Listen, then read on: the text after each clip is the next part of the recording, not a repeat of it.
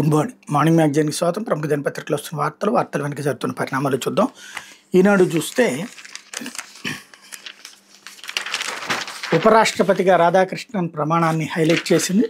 ప్రధాని Modi, CJI justice Gavai, కేంద్ర మంత్రులు హాజరు. వివిధ రాష్ట్రాల గవర్నర్లు, సీఎం చంద్రబాబు, ముఖ్యమంత్రి పవన్ కూడా.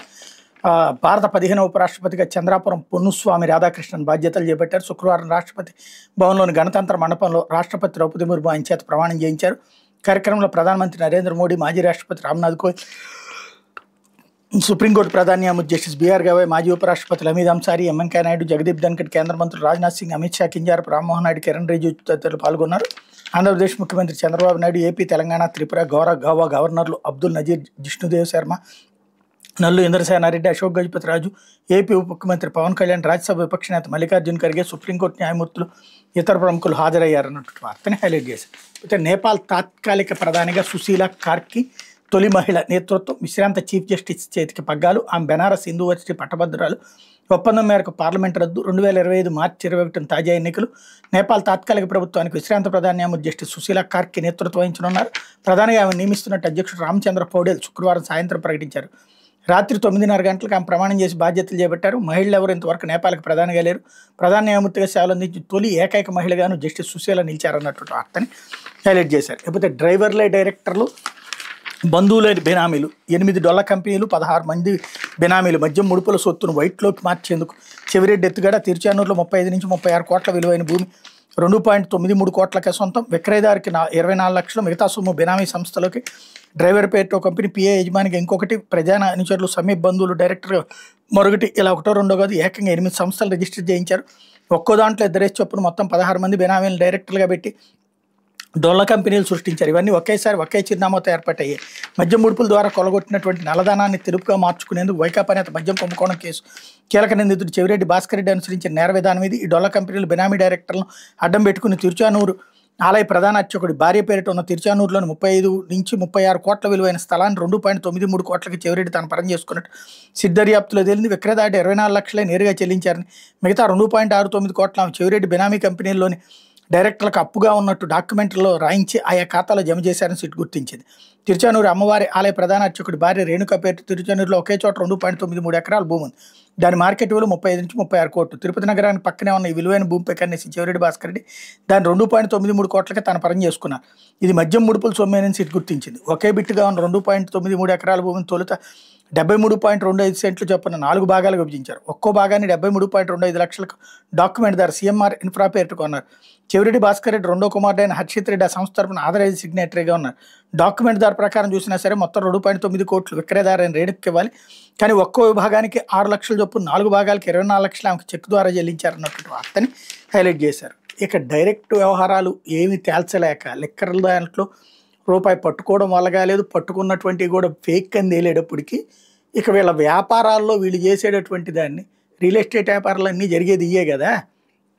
అమరావతిలో భూములన్నీ ఎట్లాగెళ్ళి అస్సైన్డ్ రైతుల దగ్గర నుంచి కొనుక్కున్నటువంటి వాళ్ళ పేరుతో ఇవ్వలేదా? అట్లాగే అప్పుడు కూడా అనేక మందికి సంబంధించినటువంటి నాయకులకు సంబంధించిన డ్రైవర్లు లేకపోతే వాళ్ళ పిఏల పేర్లతో కొనలేదా? అంటే వీళ్ళు డబ్బులు పెట్టి కొనుక్కోవాలనుకున్నప్పుడు ఒకళ్ళ పేరు మీదనే ఉంటే వివాదం అనుకున్నప్పుడు, ఇబ్బంది అవుతుంది అనుకున్నప్పుడు ట్యాక్స్ తప్పించుకోవడానికి 4-5 రకాల ఎత్తులు వేస్తుంటారు. అట్లాంటిదే ఇక్కడ కూడా జరిగింది.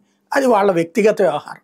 అది తీసుకొచ్చి లిక్కర్తో లింక్ పెట్టారనమాట. ఇది ఇక్కడ విచిత్రమైంది. అసలు లిక్కర్ కుంభకోణం అనేది ఏమీ దొరకట్లేదు అన్నది ఇక్కడ స్పష్టమవుతుంది. కాకపోతే ఆ పాయింట్ని అడ్డం పెట్టేసి ప్రతి వైసీపీ నాయకుడికి సంబంధించినటువంటి వ్యక్తిగత వ్యాపార లావాదేవీలు దెబ్బగొట్టే కుట్ర చేస్తున్నారన్నది ఇక్కడ స్పష్టంగా కనబడుతుంది. అయితే ప్రాజెక్టులపై పక్కాగా ముందుకి అంటూ ఉత్తరాంధ్రలో 1368 కోట్లతో 9 సాగునీటి ప్రాజెక్టుల పూర్తికి నిర్ణయం. కరువు సీమ కోసం వెలుగొండకు ప్రాధాన్యం. గాలేరు నగర్ రెండో దశపైన దృష్టి అన్నటువంటి వార్తని హైలైట్ చేశారు. రాష్ట్రంలో సాగునీటి ప్రాజెక్టుల పూర్తి కూటమి ప్రభుత్వం ప్రణాళికాబద్ధంగా అడుగులు వేస్తోంది. నిర్మాణంలో ఉన్న 86 ప్రాజెక్టులు పూర్తి చేయాలంటే 1.16 లక్షల కోట్లు కావాలి. ఈ నేపథ్యంలో తక్కువ ఖర్చుతో ఎక్కువ ఆయకట్టు సాగులోకి వచ్చే కరువు ప్రాంతాలకు ప్రయోజనం కలిగించే ప్రాజెక్టులపై దృష్టి సారిస్తోంది. తొలి ఏడాదిలో 5 ప్రాజెక్టులకు ప్రాధాన్యం ఇచ్చారు. అందులో హంద్రీనివా సుజల్ స్రవంతి పనులు కొలుక్కొచ్చే ఇప్పటికే కుప్పం వరకు నీళ్లు తీసుకెళ్లారు. ప్రస్తుతం ఉత్తరాంధ్ర ప్రాజెక్టులు వెలుగొండ ఎస్కేప్ ఛానల్ విస్తరించి సోమశిల కండలేరుకు మరిన్ని నీళ్లు తీసుకెళ్లే పనులు. గాలేరు నగరి సుజల స్రవంతి రెండో దశకు ప్రాధాన్యం ఇస్తున్నారు వార్తని హైలైట్ చేశారు. లేకపోతే మనిషి భాషలో నమ్మించి కంప్యూటర్ భాషతో బోల్తా కొట్టించి వెబ్సైట్లో లాటిన్ బదులు సిరిలిక్ అక్షరం మార్చి మోసం, సైబర్ నేరగాళ్ళ కొత్త ఆయుధం హోమోగ్లిఫ్ ఫిషింగ్ అటాక్. అచ్చం అలానే ఉంటుంది, భూతద్దం పెట్టి చూసినా ఇసుమంతైనా తేడా కనిపిస్తుంది. కానీ క్లిక్ చేస్తే చాలు నిలువుదోపిడి అయిపోయినట్టే. మనుషుల భాష కంప్యూటర్ భాషల మధ్య ఉన్న తేడాను ఆసరాగా చేసుకుని పెద్ద పెద్ద కంపెనీల పేర్లను దుర్వినియోగం చేసి మోసగిస్తున్నారు సైబర్ నేరగాళ్లు. కొత్తగా పుట్టుకొచ్చిన ఈ నేరం పేరే హోమోగ్లిఫ్ ఫిషింగ్ అటాక్. దీనికి విరుగుడు ఎలా కనిపెట్టాలో తెలియక నిపుణులు కూడా తల్లబట్టుకున్నారు. ఆన్లైన్ షాపింగ్ అలవాటైన నిఖిల్కి ప్రముఖ కామర్స్ సంస్థ నుంచి మెయిల్ వచ్చింది. సాంకేతిక కారణాల వల్ల సంస్థలో ఖాతా నిలిపేసామని, ఖాతా మీదేనా నిర్ధారించుకునేందుకు కింద ఇచ్చిన లింక్ని క్లిక్ చేయండి అన్న దాని సారాంశం. ఆ లింక్ అచ్చం కామర్స్ సంస్థ మాదిరిగానే ఉండటంతో క్లిక్ చేశాడు. యూజర్ ఐడి పాస్వర్డ్ ఎంటర్ చేశాడు. కొద్దిసేపటి తర్వాత అతని ఖాతా ద్వారా అనేక వస్తువులు కొనుగోలు చేసినట్టు సందేశం వచ్చింది. నిఖిల్కి పంపిన సందేశంలోని లింక్ అచ్చం అతను ఏదైతే గతంలో జరిగినటువంటి తరహాలోనే వచ్చింది అన్నటువంటి కోణంలో హైలైట్ చేసుకొచ్చారు. లేకపోతే జీలుగుమిల్లిలో నౌకాదళ ఆయుధాగారం. ఏలూరు జిల్లా పోలవరం నియోజకవర్గం జీలుగుమిల్లి ప్రాంతంలో నౌకాదళ ఆయుధాగారం నిర్మించేందుకు కసరత్తు జరుగుతుంది. దీనికి అవసరమైన స్థల సేకరణ చేయాలని శుక్రవారం ఏలూరు కలెక్టరేట్లో ఎంపీ పుట్టా మహేష్ కుమార్ అధ్యక్షతన జరిగిన ఉన్నత స్థాయి సమావేశంలో నిర్ణయం తీసుకున్నారు. ఈ ప్రాజెక్టు ఏర్పాటు సాధ్యాసాధ్యాలపై విశాఖ నుంచి వచ్చిన న్యాయ అధికారులతో ఎంపీ పుట్టా మహేష్ కుమార్, పోలవరం ఎమ్మెల్యే చిరి బాలరాజు, కలెక్టర్ వెట్రిసెల్వి, జేసీ దాత్తిరెడ్డి సమీక్షించారు. 2500 కోట్లతో కేంద్రం ఈ ప్రాజెక్టు నెలకొల్పబోతోంది. అందుకు అవసరమైనటువంటి భూములు సేకరించి ఇచ్చేందుకు రాష్ట్ర ప్రభుత్వం అన్ని చర్యలు తీసుకుంటుందని ఎంపీ మహేష్ కుమార్ న్యాయాధికారులకు వివరించారు.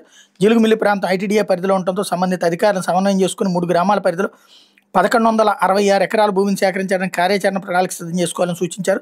సేకరించే భూములకు నష్టపరిహారం చెల్లింపై జీలుగుమిల్లి, బొట్టాయిగూడెం తహసీల్దారులు, ఎంపీడీఓలు వెంటనే ప్రాజెక్టు ప్రతిపాదిత గ్రామాల్లో ఇంటింటికి వెళ్లి కుటుంబ వివరాలు, విద్యార్హతలు తెచ్చుకోవాలన్నారు. భూసేకరణ పూర్తయిన వెంటనే పనులు ప్రారంభిస్తామని న్యాయాధికారులు తెలిపారు. 10 ఏళ్లలో ఇక్కడ ఆయుధ నిల్వ కేంద్రం, ఉద్యోగుల క్వార్టర్లు సమకూరుతాయని చెప్పారు. ఇక్కడ ఆయుధాలు తయారనేది ఉండదని, నిల్వ మాత్రమే చేస్తారని చెప్పారు. దీనివల్ల పర్యావరణ సమస్యలు తలెత్తవని వివరించారు. నౌకాదళ అధికారులు యుగంధర్ రెడ్డి, ఆదిత్య రంజన్, మనోజ్ కుమార్ పాల్గొన్నారన్నట్టు హైలైట్ చేశారు. కాకపోతే సుప్రీంకోర్టులో తెలుగు మాటలు అంటూ చానాళ్ల తర్వాత సుప్రీంకోర్టులో తెలుగు మాటల నుంచే కాకినాడకు చెందిన దంపతుల విడాకుల కేసుని జస్టిస్ అహసానుద్దీన్ అమానుల్లాతో కలిసి విచారించినటువంటి సందర్భంగా జస్టిస్ ఎన్వీఎస్ బట్టి శుక్రవారం కోర్టు ముందు హాజరైన భార్యాభర్తలతో తెలుగులో మాట్లాడే వివరాలు తెలుసుకున్నారు. ఇదివరకు ప్రధాన న్యాయమూర్తి హోదాలో జస్టిస్ ఎన్వీ రమణ గుంటూరు జిల్లాకు చెందిన దంపతులతో ఇట్లాగే తెలుగులో మాట్లాడి సర్దుబాటు చేశారు. తాజా కేసులో ఇద్దరి మధ్య కుదిరిన ఒప్పందం మేరకు విడిపోవడానికి తాను సిద్ధమని భార్య స్పష్టం చేయడంతో వాళ్ళిద్దరికి విడాకులు ఉత్తర్వులు జారీ చేశారు. భార్యాభర్తల మధ్య వివాద పరిష్కారాన్ని మేము విజయంగా భావించడం లేదు. ఇలాంటి ఉత్తర్వులు ఇచ్చే సమయంలో మాకు ఎంతో బాధ ఉంటుంది. ఇద్దరి మధ్య రాజీ కుదిరి ఉంటే నిజంగా సంతోషించే వాళ్ళం. ఏదేమైనా ఇదే జీవితం అని సందర్భంగా న్యాయమూర్తులు వ్యాఖ్యానించినటువంటి అంశాన్ని హైలైట్ చేశారు. లేకపోతే రామ్మ ఇక్కడ కూర్చో అంటూ బొత్స సిపిఐ రామకృష్ణతో మాట్లాడుతున్నటువంటి షర్మిలకు సంబంధించినటువంటి వార్తను హైలైట్ చేశారు. విశాఖ ఉక్కుపై విజయవాడలో నిర్వహించిన రౌండ్ టేబుల్ సమావేశంలో ఆసక్తికర దృశ్యం కనిపించింది. సమావేశంలో పాల్గొనడానికి ఏపీసీసీ అధ్యక్షురాలు షర్మిల రాగా అప్పటికే వచ్చి కూర్చున్న వైకాపా నాయకుడు బొత్స సత్యనారాయణ చూసి గౌరవ సూచనగా లేచి నిలబడుతూ రామ్మ ఇక్కడ కూర్చో అంటూ తన పక్కన ఉన్న కుర్చీని చూపించారు. అందులో కూర్చున్న షర్మిల బొత్స సిపిఐ రాష్ట్ర కార్యదర్శి రామకృష్ణతో మర్యాదపూర్వకంగా మాట్లాడారు. సమావేశం అనంతరం అన్న వెళ్ళొస్తా అంటూ బొత్సకు నమస్కరించారు అన్నటువంటి వార్తని హైలైట్ చేశారు. లేకపోతే తలనరికి చెత్తబుట్టలో పారేసి అమెరికాలో కర్ణాటక వ్యక్తిని కిరాతకంగా హత్య చేసిన సహోద్యోగి, అమెరికాలో భారత సంతతి వ్యక్తి దారుణ హత్యకు గురయ్యాడు. కుటుంబ సభ్యుల ముందే అతను సహోద్యోగి కిరాతకంగా తలనరికి చెత్తబుట్టలో పారేశాడు. పోలీసులు వెల్లడించిన వారి ప్రకారం కర్ణాటకలోని బెంగళూరుకు చెందినటువంటి చంద్రమౌళి నాగమల్లయ్య ఇలియాస్ బాట్ 3 దశాబ్దాల కిందట అమెరికా వెళ్ళి స్థిరపడ్డారు. ప్రస్తుతం డాలస్లోని డౌన్ టౌన్ సూట్స్ మోటెల్లో మేనేజర్గా పనిచేస్తున్నారు. ఆయనకు భార్య, కుమారుడు ఉన్నారు. డౌన్ టౌన్ సూట్స్ మోటెల్ బుధవారం నాగమల్లయ్యకి అక్కడ పనిచేస్తున్న క్యూబాకు చెందినటువంటి యోర్డానిక్ కోబోస్ మార్టినేజ్కి పాడైన వాషింగ్ మిషన్ విషయంలో వాగ్వాదం మొదలైంది. ఈ క్రమంలో తాను చెప్పే విషయాన్ని మార్టినేజ్కి అర్థమయ్యేలా చెప్పాలని నాగమల్లయ్య అక్కడే ఉన్న ఇంకో వ్యక్తికి చెప్పాడు. దాంతో కోపోద్రిక్తుడైన మార్టినేజ్ కత్తితో నాగమల్లయ్యపై దాడి చేశాడు. ఆయన తప్పించుకోవడానికి తన భార్య, కుమారుడు ఉన్న చోటుకు పరిగెత్తారు. కుటుంబ సభ్యులు రక్షించేందుకు ప్రయత్నించి నిందితుడు వాళ్ళని తోసేసి నాగమల్లయ్య తల నరికేశాడు. అనంతరం తలను కాలుతో దాన్ని తీసుకెళ్లి చెత్తబొట్టలో పారేశాడు. నిందితుడిని పోలీసులు అరెస్ట్ చేశారు. ఇతనికి నేర చరిత్ర ఉందని హ్యూస్టన్, ఫ్లోరిడాలో నమోదైన కేసులో 2 సార్లు అరెస్ట్ అయ్యాడని పోలీసులు చెప్పారు. నాగమల్లయ్య అంత్యక్రియలను అమెరికాలో శనివారం నిర్వహిస్తున్నారు. కాగా నాగమల్లయ్యకి ఏపీతోనూ సంబంధం ఉంది. ఆయన తండ్రి శ్రీసత్య జిల్లా ధర్మవరం నుంచి చాలా ఏళ్ల కిందట బెంగళూరుకు వెళ్ళి స్థిరపడ్డారన్నటువంటి వార్తని హైలైట్ చేశారు. లేకపోతే ఆయేషా మీరా హత్య కేసులో మరో మలుపు. తల్లిదండ్రులకు సిబిఐ నోటీసులు, విచారణకు హాజరు కాలేమంటూ సమాధానం. ఎన్టీఆర్ జిల్లా మధ్య ఇబ్రహీంపట్నంలో మహిళల వసతి గృహంలో 18 సంవత్సరాల క్రిందట జరిగిన బీఫార్మసీ విద్యార్థిని ఆయేషా మీరా హత్య కేసులో మరో పరిణామం చోటు చేసుకుంది. ఈ కేసును పునర్విచారించిన సిబిఐ సత్యంబాబుపై పెట్టిన ఐపీసీ 376, 302 సెక్షన్లపై ఈ నెల 19న విజయవాడలోని సిబిఐ న్యాయస్థానానికి హాజరై ఏమైనా అభ్యంతరాలను తెలియజేయాలని ఆయేషా మీరా తల్లిదండ్రులు శంషాద్ బేగం, సయ్యద్ ఇక్బాల్ బాషాలకు నోటీసులు పంపింది. ఈ కేసులో సిబిఐ నివేదిక వివరాలు తమకు ఇవ్వలేదని, కోర్టు విచారణకు హాజరు కాలేమంటే ఆయేషా తల్లిదండ్రులు సమాధానం ఇచ్చారు.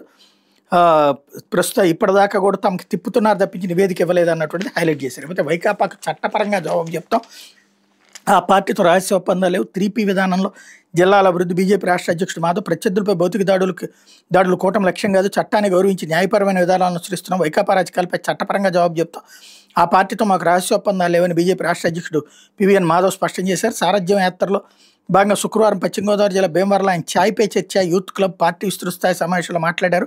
వైకాపాతో కలిసి ఏనాడు పనిచేయలేదు, వాళ్ళ వ్యవస్థలు నాశనం చేశారని ధ్వజమెత్తారు. జిల్లాల ప్రత్యేకతలను అనుసరించి పర్యావరణం, పర్యాటకం, పరిశ్రమ విధానంలో అభివృద్ధి చేసేలా కేంద్ర రాష్ట్ర ప్రభుత్వాలు సమన్వయంతో ముందుకు వెళ్తాయన్నారు అన్నటువంటి వార్తని హైలైట్ చేశారు. అయితే పొగాకు ఆద్దరాహో అంటూ వర్జీనియా పొగాకు రికార్డు స్థాయి ధరల కింద ఏలూరు జిల్లా జంగారెడ్డిగూడెం 2వ వేలం కేంద్రం, కొయ్యలగూడెం కేంద్రంలో శుక్రవారం జరిగిన వేలంలో కిలోకు 418 రూపాయలు ధర నమోదైంది. 4 రోజుల్లో పొగాకు ధరలు పెరుగుతూ వచ్చాయి. గురువారం అమ్మకాలు ముగిసే సమయానికి కిలో ధర 395కి చేరింది. శుక్రవారం వేలంలో 23 రూపాయలు పెరిగి 418తో రికార్డు ధర లభ్యమైంది. ఈ పొగాకు ఎంత ధర పలకడం ఇదే ప్రథమం. గత సీజన్లో కిలోకు 411 రూపాయలతో మార్కెట్ ముగిసింది. మేలు రకం పొగాకు మంచి ధర లభించడంతో రైతులు ఆనందం వ్యక్తం చేస్తున్నారు. శుక్రవారం మార్కెట్ ముగిసేసరికి ఎన్ఎల్ఎస్లోని 5 వేలం కేంద్రాల్లో 58.25 మిలియన్ కిలోల కొనుగోలు జరిగినాయి అన్నటువంటి వార్తని హైలైట్ చేశారు. ఇకపోతే సాక్షి వచ్చేటప్పటికి క్యాంపు భరతం పట్టిస్తా అంటూ కర్నూలు బీసీ క్యాంప్ క్వార్టర్స్పై 2 కీలక ప్రజాప్రతినిధుల Kurnool mini cricket stadium lease పేరుతో అత్యంత ఖరీదైన స్థలాన్ని కాజేసే కుట్ర. 70 ఏళ్ల కింద నిర్మించిన క్వార్టర్లు కూల్చేయాలని కుటుంబ సర్కార్ ఆదేశాలు. క్వార్టర్లను ఖాళీ చేయాలని ఉద్యోగులకు, ఇతరులకి నోటీసులు. నీళ్లు, విద్యుత్ సరఫరా నిలిపేసిన అధికారులు. 100 ఏళ్ల నాటి భారీ వృక్షాలతో చిన్నపాటి అరణ్యాన్ని తలపించే బీసీ క్యాంపులు, వాటిని నరికేస్తే ప్రాణవాయు కోసం నగరం ఉక్కిరిబిక్కిరే. 90 ఎకరాల్లో ఉన్న ఈ భూముల విలువ ఏకంగా 2700 కోట్లు. టీడీపీ జిల్లా కార్యాలయం కోసం బీ క్యాంపులో 120 కోట్ల విలువైన 2 ఎకరాల స్థలం అన్నటువంటి వార్తని ఇక్కడ హైలైట్ చేశారు. భాషా ప్రయుక్త రాష్ట్రాల్లో భాగంగా ఏర్పాటైన ఆంధ్ర రాష్ట్రానికి కర్నూలు రాజధానిగా ఉంది. 1953 అక్టోబర్ 1 నుంచి 1956 అక్టోబర్ 31 వరకు కర్నూలే రాజధాని. అప్పట్లో అధికారుల నివాసం ఉండేందుకు ఏబీసీ క్వార్టర్లు నాటి ప్రభుత్వం నిర్మించింది. నగరంలో ఆ ప్రాంతాలు ఇప్పటికీ ఏబీసీ క్యాంప్ అని వివరిస్తుంటారు. మొత్తం 1090 క్వార్టర్లు ప్రస్తుతం 953 ఉన్నాయి. ఇందులో 367 క్వార్టర్లు అధికారికంగా, కొందరు 490 క్వార్టర్లు అనధికారికంగా మరికొందరు నివాసం ఉంటున్నారు. కొన్ని శిథిలావస్థకు చేరే. ఇక్కడ సెంటు 30 లక్షలకు పైగా ఉంది. ప్రధాన రహదారి ప్రాంతంలోనైతే 50 లక్షల పైనే ఉంది. సగటున 30 లక్షలు అనుకున్న ఎకరా 30 కోట్లు ఉంటుంది. ఈ లెక్కన మొత్తం 90 ఎకరాల విలువ 2700 కోట్ల పైనే. నగర నడిబొడ్డున అత్యంత విలువైన ఈ ప్రాంతంలో 70 ఏళ్ల కింద నిర్మించిన భవనాలు శిథిలావస్థకు చేరాయి. వీటిని తొలగించి ఈ స్థలాన్ని ప్రభుత్వం వినియోగించుకోవాలని అపార్ట్మెంట్లు నిర్మించి పేదలకు ఇవ్వాలి. దివంగత వైఎస్ రాజశేఖర రెడ్డి ముఖ్యమంత్రిగా ఉన్నప్పుడు ఆలోచించారు. ఆయన హఠాన్మరణంతో ఆ ప్రతిపాదన పట్టాలెక్కలేదు. బీసీ క్యాంపులను క్వార్టర్లను తొలగించి మినీ క్రికెట్ స్టేడియం నిర్మించాలి మంత్రి టీజీ భరత్ ప్రతిపాదించినట్టు తెలుస్తోంది. తక్కిన స్థలాలను లీజు పేరుతో కూటమి నేతలు గుప్పిడి పట్టేందుకు ప్రణాళిక రూపొందించారు. ప్రభుత్వ ప్రైవేట్ భాగస్వామ్యం పేరుతో 33 ఏళ్ల లీజుకు తీసుకుని multiplex, star hotels, function halls, shopping కాంప్లెక్స్తో పాటు ఇతర నిర్మాణాలు చేపట్టాలని భావించినట్టు తెలుస్తోంది. ఈ క్రమంలో ఏడాది ఏప్రిల్లో తొలుత 89 క్వార్టర్లను కూల్చేసేందుకు ఆర్ఎన్బీ అధికారులు అందులో నివాసం ఉంటున్న వాళ్ళకి నోటీసులు ఇచ్చారు. అనంతరం మిగతా వారికి జారీ అయ్యాయి. కార్పొరేషన్ పరిధిలోని స్థలం కర్నూలు, పాణ్యం అసెంబ్లీ నియోజకవర్గాల పరిధిలోకి వస్తుంది. తొలగించిన స్థలంలో 3 నుంచి 5 ఎకరాల మినీ స్టేడియాన్ని ఏర్పాటు చేసి మిగతా 85 నుంచి 87 ఎకరాల స్థలాన్ని లీజు పేరుతో 33 ఏళ్ళు దక్కించుకునేలా సిద్ధమయ్యారు. ఆ తర్వాత కూడా లీజు దాడు కొనసాగాలని భావిస్తూ మరో 2 దఫాలు 66 ఏళ్ళు వాళ్ళ ఆధీనంలోనే ఉండేలా జాగ్రత్తలు తీసుకున్నట్టు తెలుస్తుంది. అంటే లీజు పేరుతో 99 ఏళ్ళు వాళ్ళ ఆజమాయిషీలోనే ఉంటుంది. కర్నూలులో అత్యంత విలువైన స్థలం ఇదే కావడం గమనార్హం. కర్నూలులో భారీ క్రికెట్ స్టేడియం నిర్మాణం కోసం బీసీసీ ఇప్పటికే నేషనల్ హైవే సమీపంలో బాలసాయి స్కూల్ పక్కన 16.4 ఎకరాలను సేకరించింది. ఇక్కడ అంతర్జాతీయ స్థాయి స్టేడియం నిర్మించే వీలుంది. హైదరాబాద్ బెంగళూరు హైవే పక్కన ఉన్నందున ట్రాఫిక్ ఇబ్బందులు కూడా తలెత్తాయి. ఈ స్థలం ఉన్నప్పటికీ మళ్ళీ మినీ క్రికెట్ స్టేడియం పేరుతో నగరం నడిబొడ్డున అత్యంత ఖరీదైన స్థలంపై కూటమి ప్రజాప్రతినిధులు కన్నేయడం గమనార్హం అన్నటువంటి వార్తని హైలైట్ చేశారు. అయిపోతే తప్పుడు సాక్ష్యాలు, అసత్య ప్రచారాలు అన్నటువంటి వార్తని ఇంకోటి హైలైట్ చేశారు. ఎల్లో మీడియా ద్వారా దుష్ప్రచార కుతంత్రం. న్యాయవాది, వ్యాపారవేత్త నర్రెడ్డి సునీల్ రెడ్డి కార్యాలయంలో సోదాల పేరుతో హైడ్రామా. ఆయన తరపు న్యాయవాదులు 4 గంటల పాటు అడ్డుకున్న సిట్టు. తమతో పాటు బ్యాగ్ తీసుకెళ్లిన సిట్ అధికారులు సోదాల సమయంలో ప్రైవేటు వాహనం రాక ఆ వాహనంలో నుంచి కూడా బ్యాగులు, వస్తువులు కార్యాలయంలోకి చేరవేత. ఆ బ్యాగులో సామాగ్రి నుంచి తప్పుడు సాక్ష్యాలు సృష్టించే యత్నం. ప్రభుత్వ వ్యతిరేకత కప్పిచ్చేందుకు ఈ విఫల యత్నాలు అన్నటువంటి వార్తని హైలైట్ చేశారు. మద్యం విధానంపై అక్రమ కేసులో కుట్రలు ఒక్కొక్కటిగా బెడిసికొడుతుండటంతో చంద్రబాబు ప్రభుత్వం కొత్త కుతంత్రాలకు తెరతీస్తుంది. వైఎస్ఆర్సీ ప్రభుత్వంలో లేని కొమ్ముకోవడం ఉన్నట్టుగా చూపించేందుకు సరికొత్త పన్నాగానికి పదును పెడుతోంది. అందులో తాజా అంకంగానే హైదరాబాద్కి చెందిన న్యాయవాది, వ్యాపారవేత్త నర్రెడ్డి సునీల్ రెడ్డి నివాసం కార్యాలయాల్లో సోదాలు సిట్ హైడ్రామా నడిపింది. ముందస్తు పన్నాగంతో టీడీపీ అనుకూల ఎల్లో మీడియా ద్వారా దుష్ప్రచార రాద్ధాంతంతో ప్రజలను తప్పుదారి పట్టించేందుకు యత్నించింది. ఏకంగా సిట్ అధికారుల ద్వారా తప్పుడు సాక్ష్యాలు సృష్టించేందుకు యత్నించడం విస్మయపరిచింది. అయితే చంద్రబాబు ప్రభుత్వం ఈ తాజా కుట్ర కూడా బోల్తా కొట్టింది. కొండం దవ్వినంత హడావిడి చేసిన సిట్ చివరికి అక్కడ ఎలక్ కూడా లేదని తెలుసుకుని చేతులు ఎత్తేసింది. వైఎస్ జగన్పై దుష్ప్రచారం చేసేందుకు పని తాజా కుట్ర వివరాలు ఇవి అన్నటువంటి వార్తని హైలైట్ చేసింది. లేకపోతే తిరుపతిలో కూటమి నేత అనుచరుడి వీరంగం అంటూ పవిత్ర పుణ్యక్షేత్రం తిరుపతిలో కూటమి నాయకుల అకృత్యాలకు అడ్డోదుపు లేకుండా పోతుంది. నగరానికి చెందిన కూటమి నాయకుడు అనుచరుడు గురువారం అర్ధరాత్రి ఓ మహిళ ఆమె కుమార్తెను కిడ్నాప్ చేసి చంపేస్తానని బెదిరించి నానా హంగామా సృష్టించాడు. పోలీసులు బాధితురాల కథనం ప్రకారం ఈస్ట్ పోలీస్ స్టేషన్ పరిధి నారాయణపురంలో నివసించే ఓ మహిళ దుస్తుల దుకాణం నడుపుతుంది. లక్ష్మీపురం సమీపంలో జిమ్ నిర్వహించి అజీంతో ఆమెకు పరిచయం ఏర్పడింది. అయితే అజీం ఆమెను శారీరకంగా హింసించేవాడు. తమ మధ్య సంబంధం గురించి మహిళ భర్తకు చెప్తానని తరచూ బెదిరించేవాడు. లైంగిక దాడికి పాల్పడేవాడు. ఈ క్రమంలో దోపిడీ కేసులో జైలుకి వెళ్ళిన అజీం ఈ నెల 8వ తేదీన విడుదలయ్యాడు. ఆ వెంటనే మహిళ ఇంటికి వెళ్ళి గొడవ చేశాడు. దాడికి పాల్పడ్డాడు. గురువారం రాత్రి 10 గంటల సమయంలో మహిళకు ఫోన్ చేసి ఒకసారి జిమ్ వద్దకు రా, ఇంకెప్పుడు పిలవను, వివాహేతర సంబంధం గురించి ఎవరికి చెప్పలేదని నీ భర్తకు చెప్తా, నీ ఇద్దరు పిల్లలను చంపేస్తానని బెదిరించాడు. భయపడిన మహిళ తన తల్లితో కలిసి జిమ్ వద్దకు వెళ్ళింది. అజీం మహిళను బెల్ట్తో కొట్టి దుర్భాషలాడి తల్లితో పాటు బలవంతంగా కారులోకి ఎక్కించుకున్నాడు. అజీం కారులో ఎక్కించుకుని కొట్టుకుంటూ తీసుకెళ్తుండగా మహిళ తన భర్తకు కాల్ చేసి లైవ్ లొకేషన్ షేర్ చేసింది. అతను ఫోన్ ద్వారా పోలీసులకు ఫిర్యాదు చేశాడు. నైట్ రౌండ్లో అలిపిరి సీఐ రామకిషోర్ అజీం వాహనాన్ని వెంబడించారు. అతడు 2 కార్లు 2 బైకులను ఢీకొట్టి పారిపోయే ప్రయత్నం చేశాడు. ఎట్టకేలకు పోలీసులు చాకచక్యంగా వాహనాన్ని ఆపి అజీంను అదుపులో తీసుకున్నారు. అప్పటికే మహిళ ఆమె తల్లిని చంపేస్తాను కత్తులతో బెదిరించి భయభ్రాంతులకు గురి చేసి తీవ్రంగా గాయపరిచాడు. వాళ్ళని సీఐ రామకిషోర్ క్షేమంగా ఇంటికి చేర్చారు. అజీంని పోలీసులు అదుపులో తీసుకుని అత్యాత్నం కిడ్నాప్ కేసు నమోదు చేసినట్టు తెలిసింది. అజీం ఇప్పటికే పలు కేసుల్లో జైలుకి వెళ్ళొచ్చాడు. అతడిపై రౌడీ షీట్ కూడా ఉంది. తిరుపతి టీడీపీ నాయకుడు జేబీ శ్రీనివాసులు, కొర్లగొంటలోని గుణ మరికొందరు కూటమి నాయకులకి అనుచరుడిగా ఉన్నాడు. పలుసార్లు టీడీపీ కార్యక్రమాల్లో కూడా పాల్గొన్న సమాచారం అన్నటువంటి వార్తని హైలైట్ చేశారు. ఇకపోతే ఆంధ్రజ్యోతి వచ్చేటప్పటికి మరో జగన్ నాటకం అంటూ అమరావతిపై మళ్ళీ బూటకం, అదే బూటకం మళ్ళీ అదే మాయనాటకం. ఆంధ్రప్రదేశ్ రాజధానిపై కసి, రాష్ట్ర అభివృద్ధిపై కక్ష, ఇదే జగన్ పార్టీ విధానం. అమరావతిపై వైసీపీ మరో డ్రామాకు తెరలేపింది. 2019 ఎన్నికలకు ముందు అమరావతి రాజధాని అని ప్రకటించి అధికారంలోకి రాగానే 3 ముక్కలాట మొదలుపెట్టిన సంగతి తెలిసింది. ఇప్పుడు వైసీపీ కీలక నేత సజ్జల రామకృష్ణారెడ్డి కొత్త పల్లవి అందుకున్నారు. శుక్రవారం విజయవాడలో ప్రైవేట్ సంస్థ నిర్వహించిన కాంక్లేవ్లో ఆయన పాల్గొన్నారు.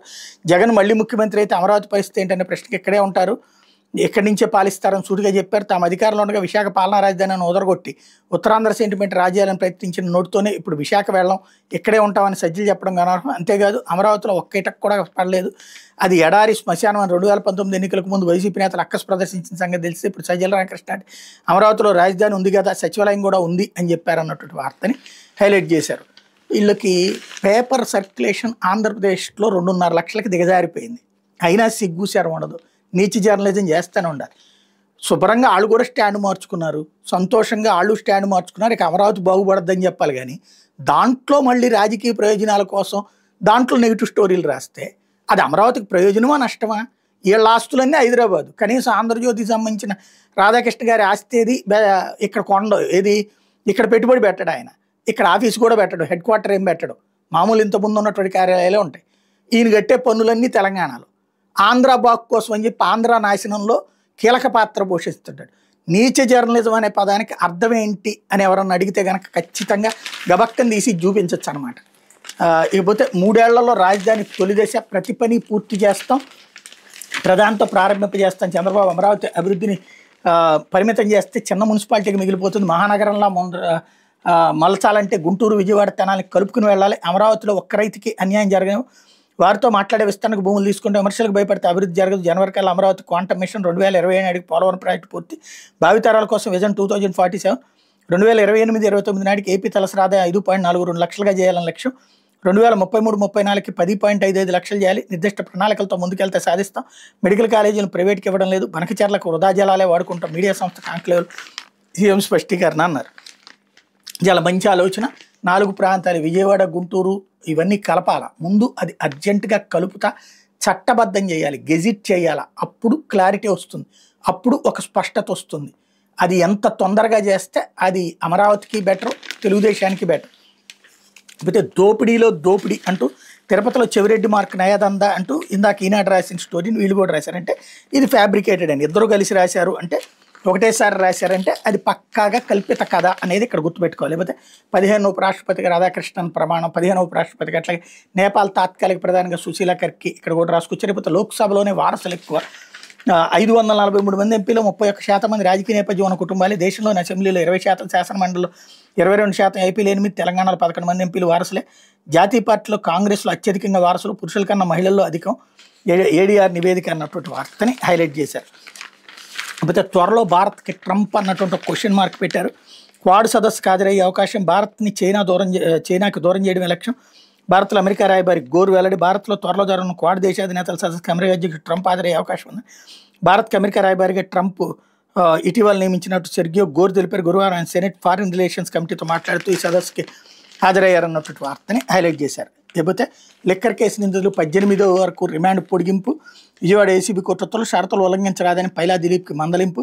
మద్యం కుంభకోణం నిందితులకి నెల 18 వరకు విజయవాడ ఏసీబీ కోర్టు రిమాండ్ పొడిగించి శుక్రవారం న్యాయాధికారి పి భాస్కర్ ఈ మేరకు ఉత్తర్వులు జారీ చేశారు. నిందితులకు రిమాండ్ గడువు ముగియడంతో కోర్టులో హాజరుపరిచారు. రాజమహేంద్రవరం కేంద్ర కారాగారం నుంచి ఎంపీ మిథున్ రెడ్డిని, చెవిరెడ్డి భాస్కర్ రెడ్డి, చెరుకూరు వెంకటేష్ నాయుడు, చాణక్య కసిరెడ్డి రాజశేఖర రెడ్డి, సజ్జల శ్రీధర్ రెడ్డిని విజయవాడ జిల్లా కారాగారం నుంచి, గుంటూరు జిల్లా జైలు నుంచి బాలాజీ కుమార్ యాదవ్, నవీన్ కృష్ణను కోర్టులో హాజరుపరిచారు. బెయిల్పై ఉన్న మాజీ ఐఏఎస్ అధికారి కేదో నుంజిరెడ్డి, బాలాజీ గోవిందప్ప హాజరు కాలేదు. వీళ్ళిద్దరు ఆబ్సెంట్ పిటిషన్ వేశారు. పైలా దిలీప్, పి కృష్ణమోహన్ రెడ్డి హాజరయ్యారు. కేసులో నిందితుడిగా ఉన్న దిలీప్ బెయిల్ షరతులను ఉల్లంఘిస్తున్నాడని సిట్ అధికారులు ఫిర్యాదు చేశారు. బెయిల్పై విడుదలైన తర్వాత స్థలాల విక్రయాలకు ప్రయత్నిస్తున్నాడని కోర్టు దృష్టికి తీసుకెళ్లారు. గత డిసెంబర్లో వివాహం అయితే అరెస్టుకు 6 నెలల ముందు వివాహం అయినట్టు కోర్టుకు తప్పుడు సమాచారం ఇచ్చాడని తెలిపారు. దానికి సంబంధించిన శుభలేఖ న్యాయాధికారికి అందజేశారు. కేసులో ప్రధాన నిందితుడిగా ఉన్న కసిరెడ్డి రాజశేఖర రెడ్డికి చెందిన స్థలాలను దిలీప్ జీపీఏలు చేసుకుని విక్రయాలు చేస్తున్నాడని కోర్టు దృష్టికి తీసుకెళ్లారు. దిలీప్ బెయిల్ని రద్దు చేయాలని అభ్యర్థించారు. అలాంటి పనులు చేయొద్దని న్యాయాధికారి భాస్కరరావు దిలీప్ని మందలించారు. చెవిరెడ్డి కోర్టు వద్ద మళ్లీ హల్చల్ చేశారు. జైలుకి తరలించడానికి వాహనం ఎక్కిస్తున్న మీడియాను చూసి గట్టిగా మాట్లాడారు. ఎక్కడి కేసుతో తమకు సంబంధం లేని ప్రభుత్వం అన్యాయంగా ఇరికించిందన్నారు. ఇంతకుముందు కూడా ఇదే విధంగా చేయడంతో చెవిరెడ్డిని వర్చువల్గా హాజరుపరుస్తామని సిట్ అధికారులు పిటిషన్ దాఖలు చేశారు. ఎలాంటి కేకలు వేయనని చెవిరెడ్డి నుంచి స్వీయ ధృవీకరణ తీసుకున్నారు. అయినా చెవిరెడ్డి కోర్టు ప్రాంగణంలో మరోసారి హడావిడి చేశారన్నటువంటి వార్తని హైలైట్ చేశారు. లేకపోతే బార్లకు స్పందన కరువు. 428లో ఇప్పటికే 11 బార్లకే 4 దరఖాస్తులు. 17 వరకు గడువు పొడిగించిన ఎక్సైజ్ శాఖ. 18 లాటరీ. ఎక్సైజ్ అధికారులు ఎంత ప్రయత్నించినా బార్ పాలసీకి స్పందన కనిపించడం లేదు. మొత్తం 428 బార్లకు రీనోటిఫికేషన్ జారీ చేయగా 10 రోజుల్లో పట్టుమని 11 బార్లకే 4 చొప్పున దరఖాస్తులని. ఇంకా 417 బార్లకు దరఖాస్తులు రావాల్సిన షెడ్యూల్ ప్రకారం ఆదివారంతో దరఖాస్తులు గడువు ముగుస్తుంది. సోమవారం లాటరీ నిర్వహించి లైసెన్సీలను ఎంపిక చేయాల్సింది. అయితే ఇంకా 97% బార్లకు దరఖాస్తులు రావడంతో ఈ నెల 17 వరకు గడువు పొడిగిస్తే ఎక్సైజ్ శాఖ డైరెక్టర్ నిశాంత్ కుమార్ ఆదేశాలు జారీ చేశారన్నట్టు వార్తను హైలైట్ చేశారు. ఇది దినపత్రికలో వచ్చిన వార్తలు వెనకాల జరుగుతున్న పరిణామాలు.